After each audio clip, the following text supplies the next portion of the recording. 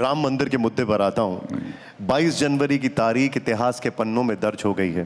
राजनाथ सिंह जी के लिए तारीख क्या मायने रखती है? मुझे लगता है कि 22 तारीख को रामलला की प्राण प्रतिष्ठा के बाद शायद रामलला के आशीर्वाद से यह अब सुनिश्चित हो गया है कि आगे अब राम राज्य आने की शुरुआत हो गई है।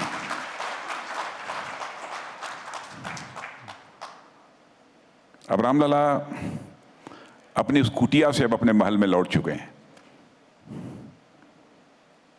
भव्य मंदिर बन चुका है।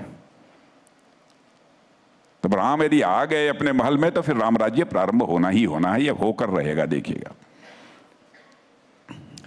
विपक्षी पार्टियों ने न्योता ठुकरा दिया। उनका यह आरोप है, वो ये कहते हैं कि ये पूरा मामला ऐसा लगता है जैसे राजनीतिक कार्यक्रम था। नहीं, राजनीतिक कार्यक्रम कैसे था?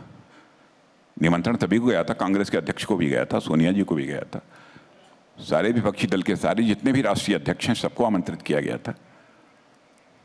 यह कहना कि आमंत्रित नहीं किया गया है, यह सर्वथा गलत है।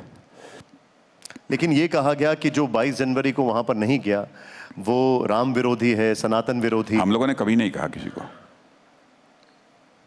ऐसा नहीं है मतलब हम लोगों ने किसी के ऊपर आरोप नहीं लगाया कि नहीं गया वो राम विरोधी है। किसी के ऊपर आरोप नहीं लगाया। राजनाथ जी, एक और विवाद जिस पर हम चाहेंगे आप हमें बताएं थोड़ा। यूनिफॉर्म सिविल कोड को लेकर उत्तराखंड में लागू हो चुका है, कुछ और राज्यों में तैयारी है। क्या केंद्र भी तैयारी कर रहा है? नहीं, अभी तो उत्तराखंड राज्य ने केवल किया है। अब आगे क्या होगा कुछ कह नहीं सकते। लेकिन इसमें भी मैं साफ जाहिर कर देना चाहता हूं कि 1951 से जब हम जनसंघ के रूप में अपनी भूमिका निभा रहे थे, तब से सामान्य नागरिक संहिता, यूनिफॉर्म सिविल कोड हम लागू करेंगे, यह हमारे इलेक्शन मैनिफेस्टो का ही है। एक मेन, जिसे कहा जाए, मुख्य मुद्दा रहा है। कई मुस्लिम धर्मगुरु और कई मुस्लिम नेता, ओवैसी साहब, उनका यह कहना है कि ये हिंदू राष्ट्र बनाने की ओर पहल है।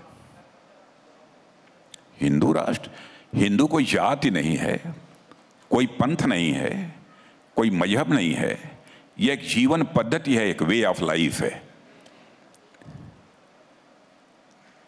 और भारत में रहने वाले जो लोग हैं, मेजॉरिटी उन्हीं की है, वो एक वे ऑफ लाइफ है। भारत उसी वे ऑफ लाइफ से, उसी जीवन पद्धति से आगे बढ़ रहा है। और मैं स्पष्ट कर दूं, भारतीय जनता पार्टी जाति, पंथ अथवा मजहब की राजनीति करने वाली पार्टी नहीं है। यह इंसाफ और इंसानियत, जस्टिस और ह्यूमैनिटी, इसकी पॉलिटिक्स करने वाली है राजनीतिक पार्टी।